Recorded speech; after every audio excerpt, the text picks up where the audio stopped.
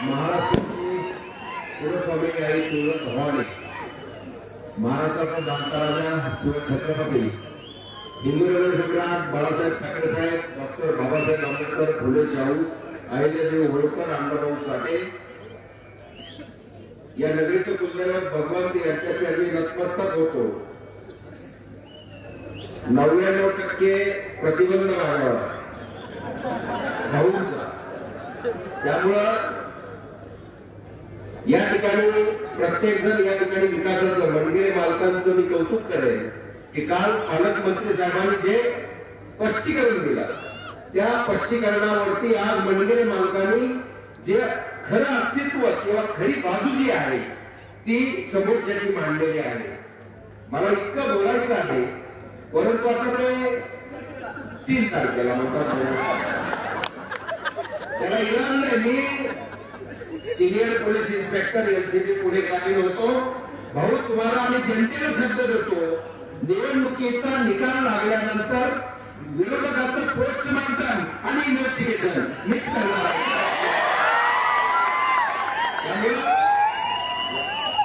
काय बोलू,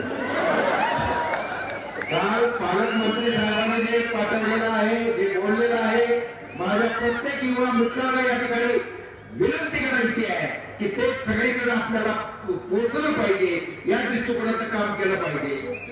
भाऊच्या बाबतीमध्ये माझे त्यांचे काय मतभेद किंवा काय होते आपण पाहिलेलं आहे, परंतु खरा शिवसैनिक, खराचा शिवसैनिक बाळासाहेब ठाकरे साहेब धर्मवीर अनंतिके साहेबांचा शिवसैनिक या ठिकाणी राजेभाऊ राऊत या ठिकाणी अस्तित्वात आहे. आज ही बाजारपेठ जी आपल्याला हिरवीगार दिसते, मला परत सांगावं लागतंय की आम्ही बांधलं, आम्ही वावडी झालं, परंतु ती काढण्यासाठी नगरपालिका पोलीस या ठिकाणी आले असताना भाऊला ते समजलं आणि भाऊनी स्वतः अन्नछत्रालयावरती आले, सगळी पाहणी केली आणि आज जी हिरवळ या ठिकाणी ही दिसते बाजारपेठेची ती केवळ राजेभाऊ राऊत यांच्या समजूतदारपणामुळे या ठिकाणी मित्रांनो, या ठिकाणी हिंदू मुस्लिम दलित सगळा समाज बांधव बार्शीमध्ये एकोप्यानं राहतोय. या ठिकाणी बाकी मला नंतर बोलतो मी दहशत कोणाची होती काय होती आमचंच सगळं होतं, आम्हाला माहिती आहे काय ते. त्यामुळे या ठिकाणी आपल्या मक्का मस्जिदच्या जागेमध्ये अन्नछत्रालय शिवसेनेचं ऑफिस या ठिकाणी चालतं. यापेक्षा उदाहरण तुम्हाला काय द्यायला पाहिजे. माझे स्टार काँग्रेस या ठिकाणी आमचे इब्राहिम काजी आहे, मालेगावकरांना प्रत्येक 138 गावाला आणि बार्शीकरांना त्यांनी पुरवला. आजही मला वाटतं भाऊंच्या नेतृत्वाखाली त्यांनी या ठिकाणी जाहीर प्रवेश त्या ठिकाणी केलेला. हा मुस्लिम बांधव सुद्धा या ठिकाणी जोडला गेलेला आहे. शिवसृष्टीचं उदाहरण आहे. या ठिकाणी आपल्या वैरागच्या पुतळ्याचं उदाहरण आहे. तो पुतळा सुद्धा हलवत असताना भाऊच्या सहकार्यामुळे तो पुतळा हल्ला गेला नाही याची जाणीव प्रत्येकाला झाली पाहिजे. आणि बाकीचे जे आहे ते नंतर मी बोलतो, मला बोलताच येत नाही अशी परिस्थिती करून टाकली. त्यामुळे मित्रांनो तुमचा उत्साह या ठिकाणी माझ्या लाडक्या बहिणी आहे 95,000च्या पुढे आपल्या बार्शी तालुक्यामध्ये फडणवीस साहेब आणि काय म्हणतात शिंदे साहेब, अजितदादा पवार यांच्या लाडक्या बहिणीचं या ठिकाणी कामकाज जे पाहिलं जात आहे ती युवा नेतृत्व रणवीर भैया राऊत यांच्याकडून या ठिकाणी पाहिलं जात आहे. भाऊ या ठिकाणी रणवीरच्या पाठीशी आहे. आम्हाला भाऊ नाही याचं दुःख आम्हाला वाटतंय, परंतु तुम्ही आहेत की शब्द दिलेला आहे एकही राजकीय आमचं पाऊल राजेभाऊ राऊत यांच्या विरोधात नसणार आहे आणि त्याच्या या ठिकाणी काम करायचं आम्ही या ठिकाणी ठरवलेलं आहे. आणि भावी काळामध्ये आपल्याला विकासाचं काम करायचं. पालकमंत्र्यांनी सांगितलंय 288 कोटी निधी या ठिकाणी तीर्थक्षेत्राचा राजकमळात येणार आहे. एकच मी सांगतो, या ठिकाणी विरोधक म्हणतात की पालकमंत्री आले आणि आम्हाला काय धमदाटी केली वगैरे म्हटलं. ही धमदाटी नाही आहे. कुठल्या माणसाची किती कॅपॅसिटी आहे हे सांगायचा प्रयत्न त्यांनी केला. राजमंत्री ताकद नाही, कुणाची तरी ताकद सांगायचा प्रयत्न म्हणजे राजभाऊ काय करू शकतात हे. आज एक मुख्यमंत्री आणि दोन्ही उपमुख्यमंत्र्यांच्या गळ्यातले ताईत राजेभाऊ राऊत आहे आणि त्या दृष्टिकोनातनं बार्शीकराला काही कमी या ठिकाणी पडणार नाही हे विचार करत नाही. आणि त्या दृष्टिकोनातनं जवळ आल्याशिवाय आम्ही या ठिकाणी समजत नाही. त्या पद्धतीनं आता मला नाही बोलायचं तो काय करून काय या ठिकाणी विश्वास भाऊला सुद्धा आम्ही जवळून बघितलेला आहे. भाऊ आपण नगराध्यक्ष होता, तुमच्या मुलालाही माझ्या राजभाऊ राऊत यांनी उपनगराध्यक्ष केला होता, तुम्ही सत्तेमध्ये होता आणि आता मग तुम्ही नगराध्यक्ष होता, कृष्णराज उपनगराध्यक्ष होता, आता कृष्णराज परत नगरसेवक आहे आणि तुमच्या मंडळीला परत नगराध्यक्ष पाहिजे. मग सगळ्याच गोष्टी तुमच्या घरात का पाहिजे याचं एक उत्तर त्यांनी त्या ठिकाणी दिलं पाहिजे. आणि राजभाऊ राऊत यांनी एकही उमेदवार त्यांच्या कुटुंबातला या ठिकाणी बार्शी नगरपालिकेला यावेळेला दिलेलं नाही. हे कौतुकास्पद बाब या ठिकाणी आहे असं मला वाटतं. मला थोडंसं बोलण्याची संधी दिली त्याबद्दल मी आभारी आहे आणि मी धन्यवाद देतो. जय हिंद, जय महाराज. या ठिकाणी मला एक सांगायचं नाही का, ते ना जात पर ना पात पर, बार्शीची जनता आता बोलणार नाही तुम्हारी बात पर. आणि या वेळेला बटन दाबणार राजाभाऊ राऊत यांच्या विकास की बात पर. धन्यवाद साहेब. नक्कीच तीर्थार केला, फक्त तुमचा आवाज आहे बार्शीमध्ये घुमेल. या सभेला संबोधित करण्यासाठी आमंत्रित होते भारतीय जनता पार्टी महायुतीच्या नगराध्यक्ष पदाच्या अधिकृत उमेदवार तमाम बार्शीकरांची लाडकी बहीण तेजस्विनीताई खडके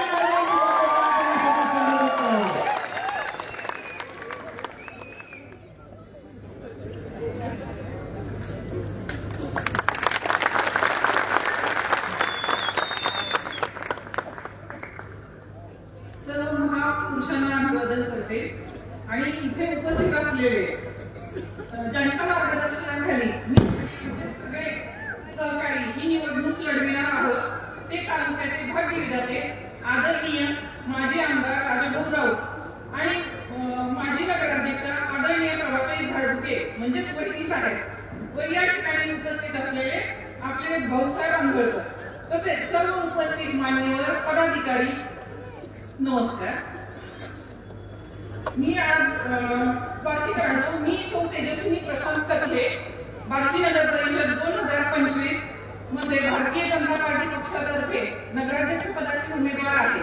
आपल्या बार्शीच्या सर्वांगीण विकासासाठी, शाश्वत विकासासाठी नियमित पाणी पुरवठा, रस्ते, स्वच्छता, महिलांची सुरक्षितता आणि आपल्या मुलांसाठी उज्ज्वल भविष्य घडविण्यासाठी मी पूर्ण ताकदीने काम करण्याचा दृढसंकल्प केला आहे.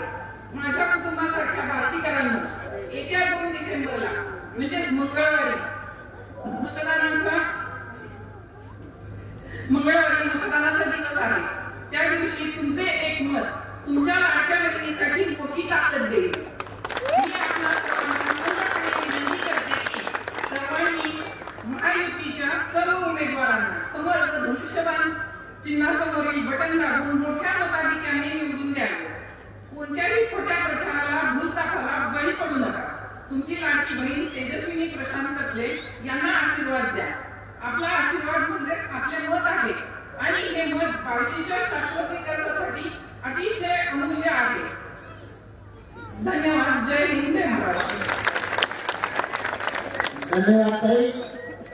भाऊ, आज शिवाजी कॉलेज पाशी विरोधकांची सभा या ठिकाणी चालू आहे आणि बोटावर मोजण्याची लोक त्या ठिकाणी आहेत. एकदा टॉर्च दाखवून एकदा आपल्या सदस्य गर्दी मध्ये सगळे दाखवायचे आणि या भारतीय जनता पार्टी महायुतीच्या सर्व उमेदवारांच्या पाठीशी आपण खंबीरपणे उभे आहे हे या ठिकाणी आपल्याला दाखवायचे. मी आता ते तेजस्विनी आपल्याला विनंती करतो की आपण समोर येऊया.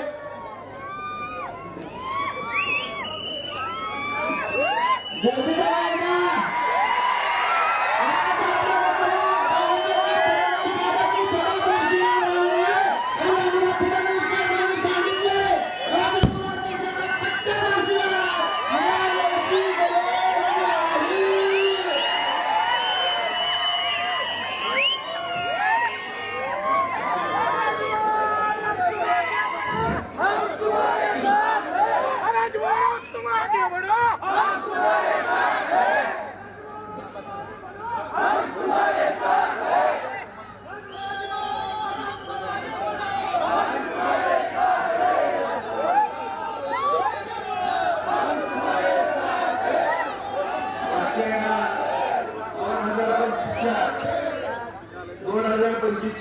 बार्शी नगरपालिकेच्या या विजयी सभेच्या निमित्तानं उपस्थित व्यासपीठावरती सर्व सन्माननीय पदाधिकारी, आपल्या बार्शी शहराची, बार्शी नगरपालिकेची, तालुक्याची लाडकी बहीण तेजस्विनीताई कटले, महायुतीचे सर्व उपस्थित उमेदवार, 36 भारतीय जनता पार्टीच्या माध्यमातून उभा आहेत, त्यापैकी 2 आरपीआयला जागा आपण दिले, 34 भारतीय जनता पार्टी पण चिन्ह आरपीआयला सुद्धा आपण 2 जागा देत असताना माझे सहकारी मित्र अविनाश गायकवाडच्या सूचनेनुसार त्या ठिकाणी भारतीय जनता पार्टीचं कमळ दिलेलं आहे. शिवसेनेच्या 6 जागा एक बिनविरोध झाली तुमच्या सगळ्यांच्या आशीर्वादानं. आमच्या नागरिकांनी त्या ठिकाणी विजय सलामी दिलेली आहे आणि येणाऱ्या 2 तारखेला मतदान आहे. 3 तारखेला आपल्याला आपली लाडकी बहीण तेजस्विनीताई कटले यांना प्रचंड मताने विजय करायचं आणि जो थांबलेला विकास आहे बांधवांनो तो सुरू करण्याच्या दृष्टिकोनातून आपल्याला या ठिकाणी प्रयत्न करणं गरजेचं आहे. मी तुमच्या प्रत्येक या तालुक्यातल्या नागरिकांच्या, माझ्या वडीलधारी मंडळी, तरुण मित्र बांधव, माता भगिनी सगळ्यांच्या भावना मी जाणतो मित्रांनो. भाऊसाहेब आंबेडकर म्हणाले की तुमचं रक्त सरसर घडतं, कारण सगळेजण बरंच काय काय काय काय बोलतायत. शारीरिक जखमा करण्याचा पण पूर्वी प्रयत्न केला बांधवांनो.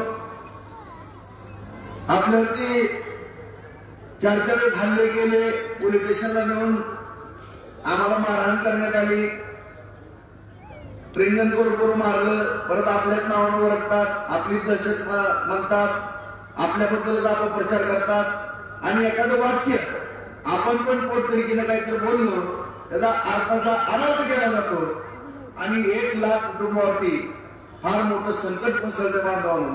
त्याच्यामुळं एवढा मी पण ज्याच्या एका दरकाळीमध्ये आपल्या महाराष्ट्राचं लक्ष लागतं बांधवांनो, तो राजेंद्र सुद्धा शांत झालेला, 10 पाऊल महाग आलेला.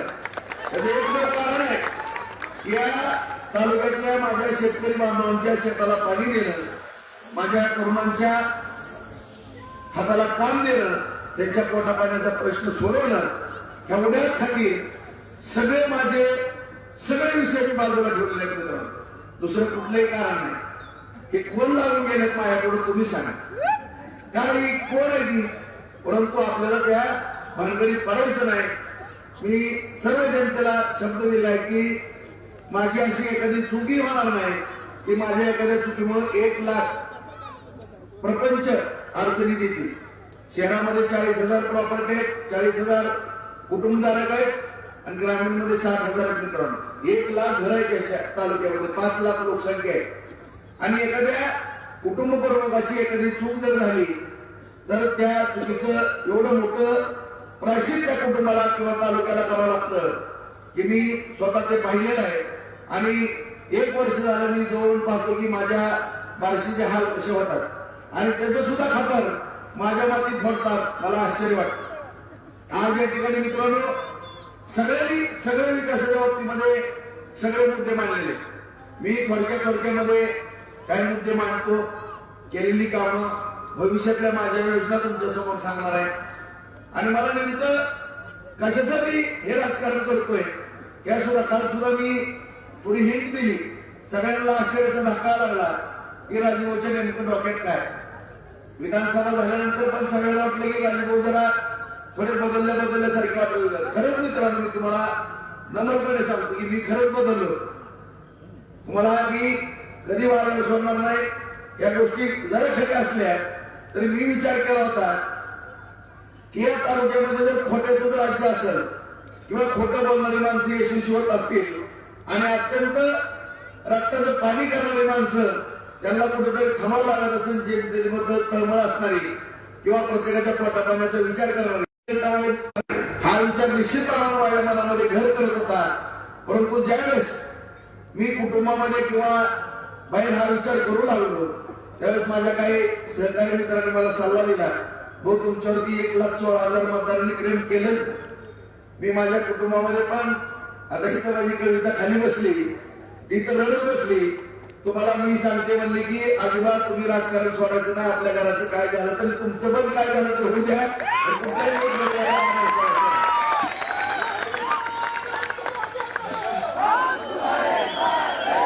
भले मित्रांनो, मी तुम्हाला जबाबदारीने बोलतो. मला सांगितलं की रणवीरला उभा करू नका, नानाला उभा करू नका, तुम्ही स्वतः उभा राहू नका. परंतु या जनतेनं तुम्हाला फार लहानाचं मोठं केलेलं आहे, राजकारणात मोठं नाव केले. अजिबात ह्याला कधी विसरू नका. काय व्हायचं ते होऊ द्या. कुठली घमेंड आम्हाला नाही, गर्व नाही, काही नाही, काही नाही. पण उगाच आमच्या नावावरती गेलं पाहिजे. परंतु आम्ही कधीही विकासाची कास सोडली नाही. माझं पहिलं पूर्वजांचं कुटुंब असं किंवा जिथं बसलेले ज्यांना उमेदवारी दिली त्यांच्याबद्दल सुद्धा बातम्या नाही. आता उभा राहिले की त्यांचं घर टार्गेट सुरू झालं. बाबा काका त्याची काळजी करू नका तुम्ही, की असं कारण मालक मालक. आणि मी स्वतः आता काही मंडळी म्हणतात रणवीर मालक आणि रणजित मालक. मी सगळ्याला हात जोडून सांगितले की बाबा भैया म्हणा पण मालक कधी म्हणू नका. आता त्यांच्या घराण्यात पूर्वी 10-15 पिढ्याची परंपरा आहे. तुम्ही एका सगळ्या ठिकाणी मान सन्मान दिला. त्यांची 13 एकर जमीन घेताना, त्या कॅन्सरच्या ट्रस्टवर जाताना, त्या मालकाच्या जमिनीवर डोळा ठेवताना तुम्हाला योग्य वाटलं. आणि आता उमेदवारी इकडून उभा केली की तुम्हाला काहीतर झोंबतही कुठलं नौटंकीपणाचं लक्ष नाही. त्यामुळं सगळ्याला मी नम्रपणे सांगतो मित्रांनो की फक्त गैरसमज कधी करून घेऊ नका. मी आज या ठिकाणी आवर्जून सांगतो की कुठल्याही स्वार्थापोटी मी राजकारण करणारा माणूस नाही. माझा स्वभाव थोडा तरकटे एवढंच आहे. माझा पॉईंट एवढाच आहे का तर खरा वागतो तो थोडा तरकटे असतो. ह्याच्यामध्ये कधीही दुमत करण्याचं काय कारण नाही. कारण एखादा व्यक्ती प्रामाणिकपणानं काम करतो आणि त्याला खोटं काय चाललं की त्याला काही गोष्टी सहन होत नाही. आणि ती सहन न झाल्यामुळं मनामध्ये कधी न ठेवता तो कोणातनं काय वक्तव्य करतो ह्याचा गैरसमज कधी करून घेऊ नका. कारण मी आजही सांगतो, कालही येतो, आज ये उद्या ये. या ठिकाणी सगळे उमेदवार बघा सर्वसामान्य कुटुंबातली गोरगरिबाची लेकर आहे. पहिले बघा 96 ला होतो त्यावेळेस सुद्धा श्रीनिधी फायनान्स मी 2 लाख रुपये कर्ज काढून निवडणूक लढवली. तेव्हाही माझ्या कार्यकर्त्यांबरोबर होतो.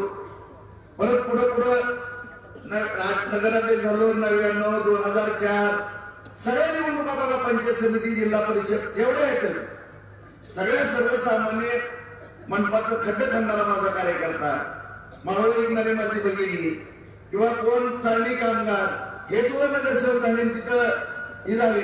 आणि या सगळ्या गोष्टी मी या ठिकाणी करतो. सर्वसामान्य गोरगरीब रोजगार हमीच्या कामावरती जाणारा सरपंच झाला. कुठेतरी कोणाच्या शेतात मजुरी करणारा त्या मालकाच्या विरोधात सरपंच झाला मित्रांनो खेड्यामध्ये. ह्याचा राग आहे मायाबद्दल, दुसरा काय काय तुम्हाला सांग. जी मायाबद्दल चीड आहे ती सगळ्यात मोठी चीड आहे की सर्वसामान्य गोरगरिबांच्या बरोबर काम करणारा हा कार्यकर्ता आहे. तेवढा दोष काही लोकांना.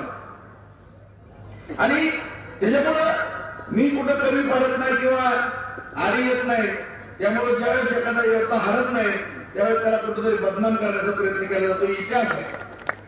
त्यामुळं आज तुम्ही पाहताय की 3 वर्ष 4 ते 9 मध्ये मिळाली आणि आता 2.5 वर्ष आदरणीय फडणवीस साहेब, शिंदे साहेब, दादा यांच्या माध्यमातून मिळाली मित्रांनो.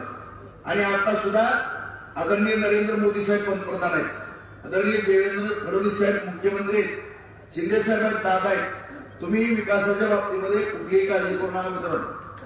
मी ज्यावेळेस कन्फ्युज होत होतो विधानसभेच्या निवडणुकीनंतर मी काय करायचं आताच मी तुम्हाला स्पष्टीकरण दिलं. मी सुद्धा शेवटी माणूस आहे, प्रत्येकाला भावना आहेत. मला सुद्धा भावना व्यक्त करण्याचा काही अधिकार आहे. म्हणून मी तुम्हाला नम्रपणे सांगतो की ह्यांना मौज मस्ती करण्याकरता राजकारण करायचं मला अजिबात नाही. मला नौटंकी कधी येत नाही, मी येणार पण नाही. मी आतापर्यंत ज्या गोष्टी केल्या त्या प्रामाणिकपणानं भगवंताचा मी भक्त आहे. त्याच्या चरणी नतमस्तक होऊन शपथ पुढे सांगतो मी डुप्लिकेटगिरी कधीच केली नाही आणि करणार पण नाही. जे राजकारण समाजकारण केलं अत्यंत कष्टानं या बार्शी तालुक्यात चांगले उद्योग यावे, बार्शीचा विकास व्हावा. तुम्हाला सगळं जे आहे शिवसृष्टी आहे, शेत स्मारक आहे, बसलेला रस्ता आहे, सगळे रस्ते कडाचे आहेत, मोठमोठे रस्ते आहेत. 4,000 कोटी रुपये कसे आणले, ग्रामीणच्या पाणी पुरवठा योजना, सगळ्या प्रत्येक गावागावातला विकास सगळं तुम्हाला माहिती आहे मित्रांनो. मी प्रत्येकाने सांगितलेलं आहे, आता ती रिपीट करायची काही गरज नाही. परंतु ज्या गोष्टीवरती राजकारण केलं जातंय एवढ्याच गोष्टी तुम्हाला नम्रपणानं सांगतो. माझ्यावरती फक्त विश्वास ठेवा, तुम्ही विश्वास ठेवा. इथनं पुढं भारतीय जनता पार्टीचं सरकार आणणार, किमान म्हणजे फडणवीस साहेबांच्या हातात काठी येईपर्यंत, बरोबर आहे. आणि फडणवीस साहेबांचा बेगर चेक तुमच्या गळ्यातलं काही राजभाऊ लावता एवढं फक्त असं. आणि ह्या गोष्टी त्यांना काय राजभाऊच्या डोक्यात काहीतरी चुक करायला लगेच त्यांनी जयाभाऊला पाठवलं बारशीला. जयाभाऊ, राजभाऊ तुमचा जिगरी दोस्त आहे, म्हणजे जावा म्हणजे काहीतरी राजभाऊच्या डोक्यात वेगळं सुरू झालं. राणादादाला घरी पाठवलं. राजभाऊ असा कुठलाही निर्णय तुम्ही घेऊ नका, या बारशीतली जनता वाऱ्यावरती सुद्धा.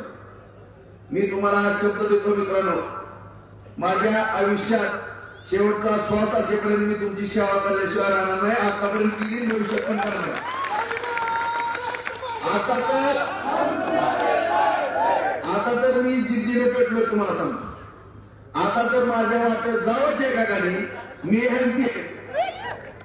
तुम्ही विनाकारण विकासाच्या माझ्या माया पायात पाय किती पण घाला खट आहे, पण या बार्शी तालुक्यातल्या गोरगरीब लेकरांच्या पायात पाय घालू नका. माझी नम्रपणे विनंती आहे तुम्हाला की ह्या लेकरांनी काय केलं तुमचं. आज आपण 10-12 हजारावरती लेकर काम करतात, 32 पोरांनी आत्महत्या केली मित्रांनो.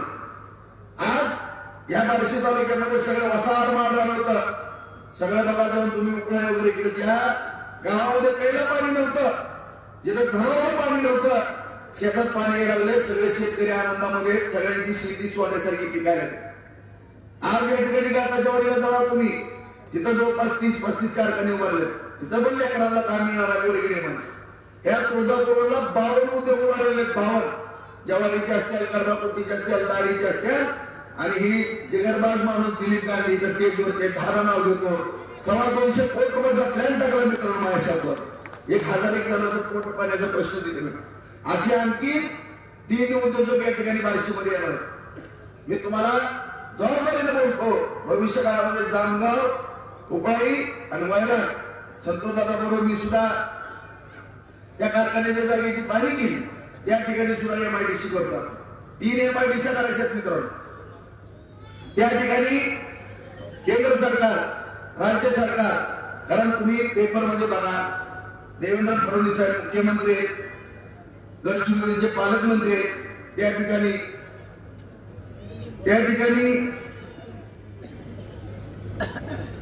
पालकमंत्री आहेत. त्या ठिकाणी सपोर्ट असल्यामुळं गडचिरोली सारख्या ठिकाणी सुद्धा उद्योग त्या ठिकाणी मोठे मोठे उभारले.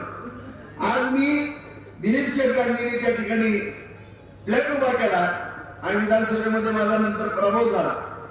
त्यावेळेस काही मित्रांना मी तयार केलं होतं. कीर्ती गोल्ड आहे, बागमार परिवार, दिनेशबाईंचे चिरंजीव, छडा परिवार किंवा आणखीन काही महेश बापनांच्या माध्यमातून पारेख परिवार ह्यांना सुद्धा भेटलो. आणि त्यांची मानसिकता होती की भाऊ आम्ही प्लॅन तिथे लावतो, पण दुर्गावानं जे काय घडलेलं असेल. मी परत त्यांना 1-5-6 महिने पूर्वी बोललो, नाही म्हणले भाऊ आम्ही 200-300 कोटी रुपयाची इन्व्हेस्टमेंट बार्शीमध्ये करायची. आणि उद्या तुमच्या इथलं विचित्र राजकारण आहे. उद्या जर काय कमी जास्त झालं तर आमची लेकर बाळ काय म्हणतात. इथल्या मुलाबाळांकरता पोटापाण्याचा प्रश्न सोडवण्याकरता आम्ही तयार आहे. परंतु जर आम्हाला सपोर्ट सहकार्य जर नाही झालं भाऊ तर आमच्या लेकरा बाळांचं काय. तर आज मित्रांनो मी सांगतो, त्यांना फडणवीस साहेबांचे फोन मी घडवून आणलेले. ती सुद्धा माणसं उद्योग व्यवसाय या ठिकाणी उभा करण्याकरता तयार आहेत. त्यामुळे कुठलीही काळजी करू नका. हजारो तरुणांना काम देण्याकरता मी कटिबद्ध असे या ठिकाणी तुम्हाला प्रमाणित कराल. रस्ते म्हणालच आहेत, कमी होतील किंवा जिथं 10 रस्ते व्हायचे तिथं 2 होत्या. जिथं कुठे 4 बल्ब लागाय तिथं 1 बल्ब लागाय. ज्या ठिकाणी 10 गटरे व्हायचे तिथं 2च होतील. परंतु पोटापाण्याचं काय, या बार्शीतल्या प्रत्येक तरुण इथं बसलेले सगळ्यांनी सांगावं, किती जणांच्या घरामध्ये प्रपंच बाबतीमध्ये अडचणी आहेत, सगळ्यांनी प्रामाणिकपणानं सांगावं. किती जणांच्या कुटुंबामध्ये अडचणी आहेत, किती जणांची शेती पिकत नाही, किती जणांना पाण्याची आवश्यकता. आज ह्या परिसरामध्ये सगळे शेतकरी बांधव समाधानी झाले. त्यांना एक आशा पल्लवी झाली की मी ऊस लावण, मी द्राक्ष लावण, मी केळी लावण, माझं उत्पन्न वाढव, मी माझ्या कच्च्या घराचं पक्क घर करण, मी बंगला बांधन, माझ्या मुलांचं लग्न होईल, मी माझ्या नातवांचं तोंड बघन. ही भावना निर्माण झाली. मित्रांनो, 50,000 एकर जमीनात बागायत झालेली आहे. एवढे मोठे 37 साठवण तलावातले 25 साठवण तलाव पूर्ण झाले. एवढं सोपं काम नाहीये. इकडे बंधारे आपण गोरवाडवरती, नागझरी, भोगावती, चांदणी, बिडकी या सगळ्या नद्यावरती बंधारे आज आपण केले. त्यामुळे शेतकऱ्यांच्या शेताला पाणी मिळू लागले. आर्थिक उत्पन्न वाढण्याचे सगळे जे काही स्त्रोत होते ते निर्माण झाले.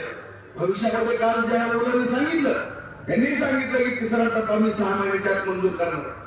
तुम्हालाही सांगतो, या त्या ठिकाणी तावडीच्या तळ्यातनं खामगावच्या टीमीच्या माळावरती पाणी न्यायचं, तिथनं ते डायरेक्ट पिंपळगावच्या धरणात टाकायचे, तिथून ते भोगावतीच्या बंधाऱ्यात पाणी जाणार आहे. मित्रांनो, ह्या गोष्टी एवढ्या सोपे अजिबात सोपे नाही.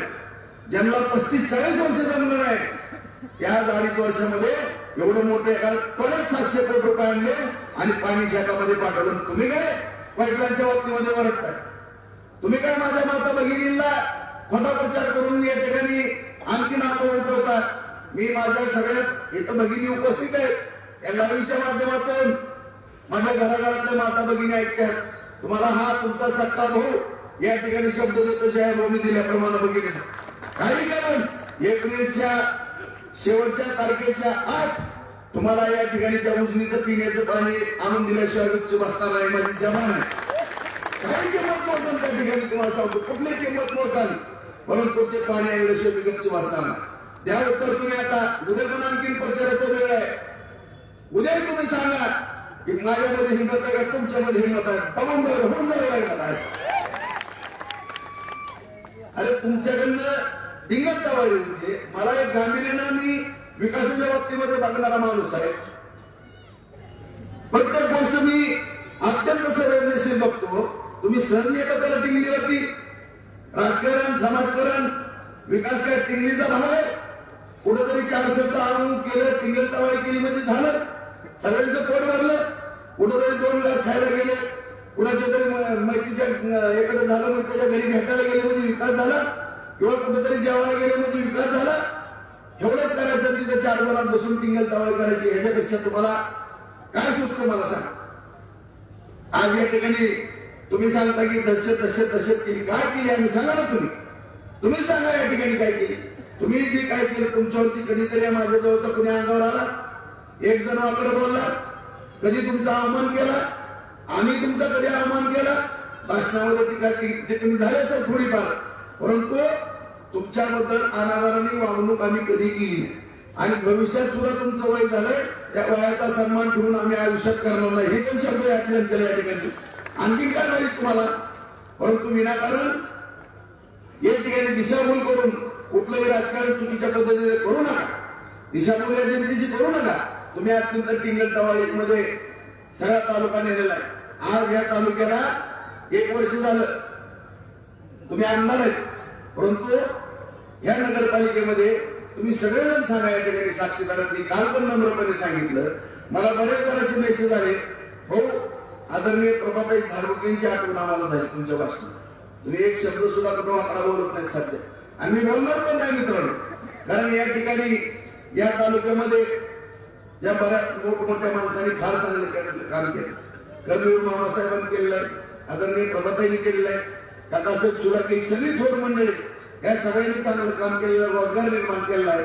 आणि त्याच्यानंतर राजन मिल असेल, जयशंकर मिल असेल, त्याचबरोबर लोकमान्य मिल असेल, सुलाकी मालकांनी केलेली. ह्याच्यानंतर काय झालं मित्रांनो, मोठे उद्योग एकच झाला बघायला दिलीप. त्याच्यानंतर काय झालं, काय प्रयत्न झाले, ऑइल मिल बंद पडले, हातमाग भगवंत सगळीचे बंद पडले, मग आता हे सगळे बंद पडलेले उद्योग करायचे नाहीत का चालू. आज प्रत्येक महिन्याला 15 दिवसाला 25 कोटी, 50 कोटी, 100 कोटीचं डिक्लेरेशन व्हायचं, पेपरला बातमी यायची. या वर्षात आली का?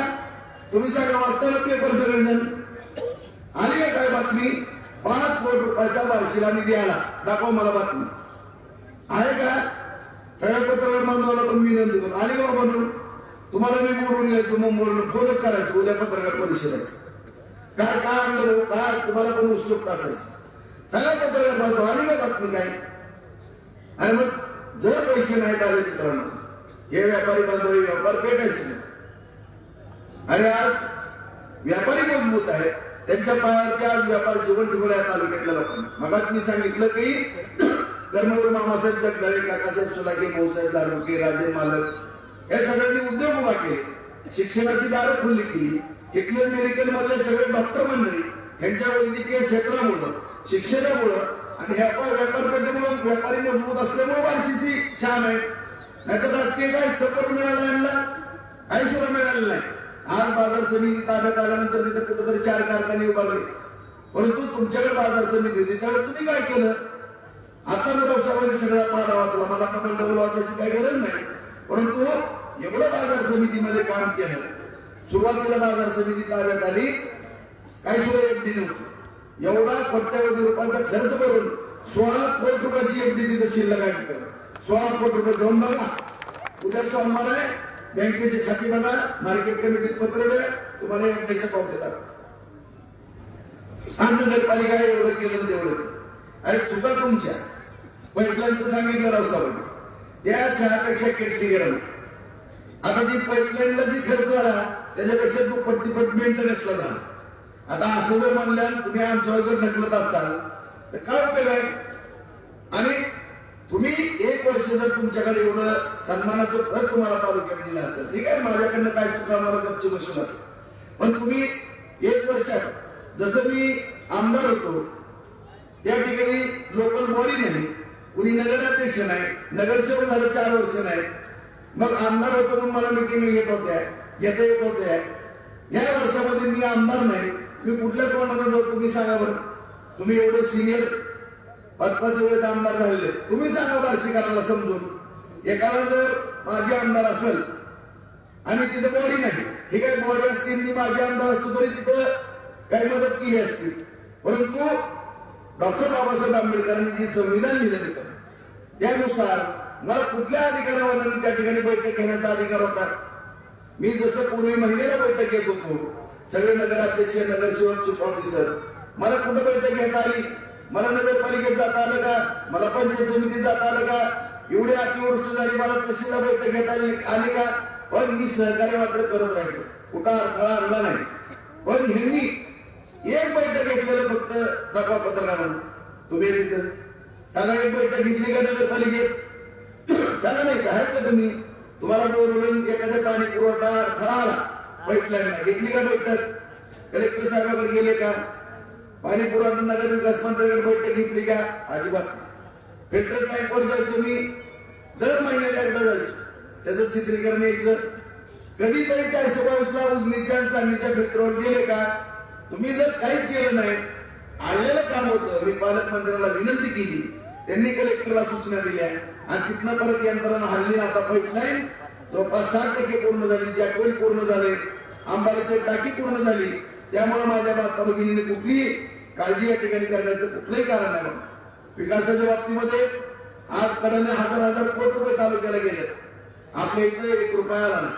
फक्त एकदा 5 कोटी रुपये पालकमंत्र्यांनी दिले. मला म्हणजे बहुपत्र दिलं, मला सुद्धा ती पत्रकार पैसे घेऊ, एवढा कमी आकडा. त्यामुळं भविष्य काळामध्ये माझ्या शहरातल्या वडीलधारी मंडळी, तरुण मित्र बांधव, माता भगिनी, सर्व नागरिक कुठलाही जातीवाद न करता आज या ठिकाणी लगेच किल्पा फिरायला चालू झाल्यावर आता उद्यापासून सर्व मुस्लिम समाज बांधवाला नम्रपणे हात जोडून विनंती. गेल्या वेळेस आशिफाई तांबोळे हे नगराध्यक्ष होते, कतले मालक त्यांच्या विरोधात, ढगे अण्णा त्यांच्या विरोधात, तिन्ही माणसं एका व्यासपीठावर आणण्याची क्षमता या राज्याला होती. सगळ्या जाती धर्माची माणसं या व्यासपीठावर होती. सगळं कुठलाही जातीवाद मला कधीच आवडत नाही. छत्रपती शिवरायांचा मी मावळा आहे.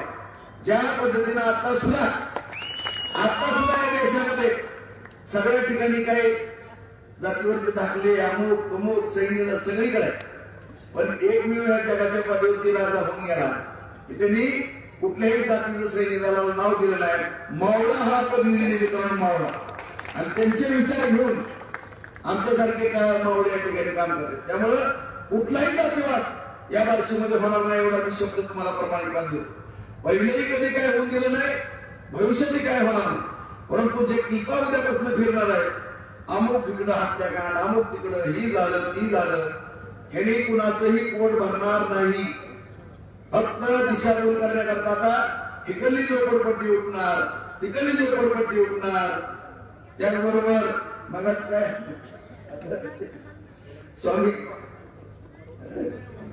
जिंदर बुवानी आपले मनमथ स्वामी महाराजांचा विषय आपण सांगितला. अरे बाबांनो, मी भगवंताचा एक भक्त आहे, मी संप्रदायाशी निगडीत माणूस आहे. त्यामुळं अशा देवा धर्माला कधी आणि सगळ्या मुस्लिम समाज बांधवांना मी सांगू इच्छितो बांधवांनो, 4 पीर माझ्या शेतामध्ये, 4 माझ्या पूर्वजाच्या.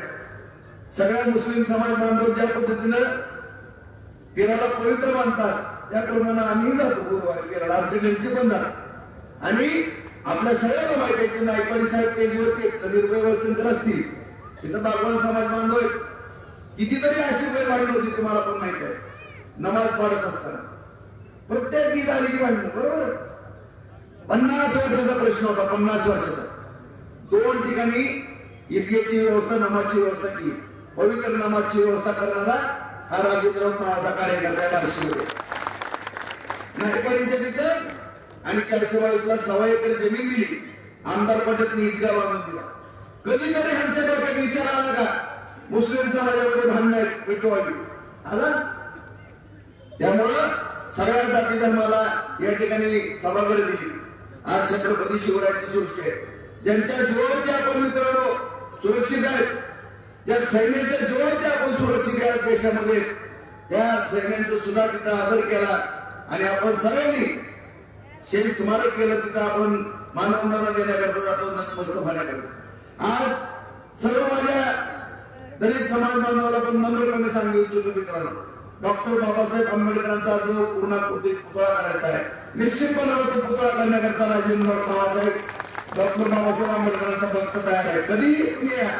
कधी माझे सगळ्या गोष्टीची तयारी आहे. आज बसवेश्वर महाराजांच्या पुतळ्याचा विषय, छत्रपती संभाजी महाराजांच्या पुतळ्याचा विषय, राजमाता अहिल्यादेवींच्या पुतळ्याचा विषय, महात्मा ज्योतिराव फुले त्यांचा पुतळ्याचा विषय, या थोर पुरुषांच्या पुतळ्याचे विषय तेही सोडवले जाते मित्रांनो. सगळ्यांच्या भावनेची कदर करणारा मी कार्यक्रम. त्यामुळे कुणी कुठली या बार्शीमध्ये काळजी करण्याचा प्रश्नच उद्भवत नाही. प्रश्न उद्भवत होतो शेवटी पोटापाण्याचा. सगळी कामं, सगळ्यांचा आदर होईल, सगळ्या समाजाच्या भावनाचा त्या ठिकाणी विचार केला जाईल. पण एकच सांगतो मित्रांनो, बार्शी नगरपालिका, कृषी उत्पन्न बाजार समिती, जिल्हा परिषद आणि पंचायत समिती या 3 निवडणुका झाल्यानंतर 4 वर्ष कुठलीही निवडणूक नाही. विधानसभाच आहे, 3.5 वर्षाला लोकसभा येईल. मी मला सांगितलं की भारतीय जनता पार्टीचं महायुतीचं इंग्रजीचं सरकार केंद्रात, राज्यात महायुतीचं सरकार आहे. किमान 20-25 वर्ष तर ह्या सरकारचं कुणी माझ्या हयातीपर्यंत काही होणार नाही. तुम्हाला पण माहिती आहे, मला पण माहिती. आज पालकमंत्र्यांनी सगळ्या भावना व्यक्त केल्या काल, बरोबर आहे. तुम्ही पाठपुरावा करणार आहेत का? करणार का? गेल्या वर्षी सुद्धा तुम्ही साहेब मला जर म्हणले असते, पुण्याकडनं निरोप दिला असता, विकास कामाच्या बाबतीमध्ये माझी अडचण आहे, ते सुद्धा मानायची गरज नाही. पण राजभाऊ, तुम्ही ह्याच्यामध्ये काय पाठपुरावा करा.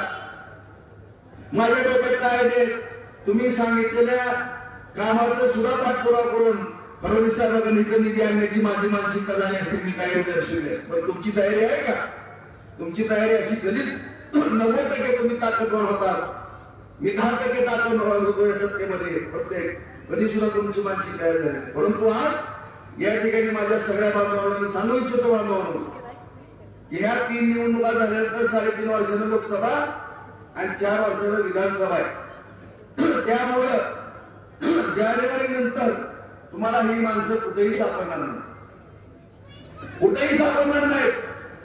आणि जर नगरपालिका आपल्याकडे आली, बाजार समिती आली, पंचायत समिती, जिल्हा परिषद आली, तर कधी आदरणीय देवेंद्र फडणवीस साहेबांना किंवा महायुतीच्या सगळ्या नेत्यांना कधीही मनामध्ये वाटणार नाही की ह्या मतदारसंघामध्ये आपला आमदार नाही, ह्याची कधीही जाणीव त्या ठिकाणी होणार नाही.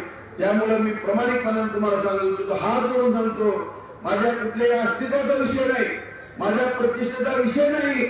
मला राजकारणात सुद्धा मी आता बघितलं, कुणाला सुद्धा कुटुंबात उभा केलं नाही. तुम्हाला जर योग्य वाटलं उद्या सुद्धा की राजभाऊ हा उमेदवार योग्य विधानसभेला, तुम्ही सांगा, तो उमेदवार देण्याची तयारी माझी असेल. हा एक प्रामाणिक कार्यकर्ता शब्द आहे. कुठल्याही स्वार्थासाठी मला निवडणूक करायची नाही मित्रांनो. आपल्या या बार्शीमध्ये मुंडगिरी वाढली, दादागिरी वाढली, कुणालाही जमून दिलं जात नव्हतं. तरुणांच्या हाताला काम द्यायचं सोडून हातात तलवारी दिल्या जायच्या. चुकीच्या मार्गाने तरुणांना लावलं जायचं आणि त्यामुळे माझ्यासारख्या कार्यकर्त्याचा जन्म झाला. माझा राजकारणाचा काही संबंध आहे? काही संबंध नव्हता. परंतु या ठिकाणी मी आज सगळ्यांना नम्रपणे सांगतो की निवडणुका 4 वर्ष नाहीत.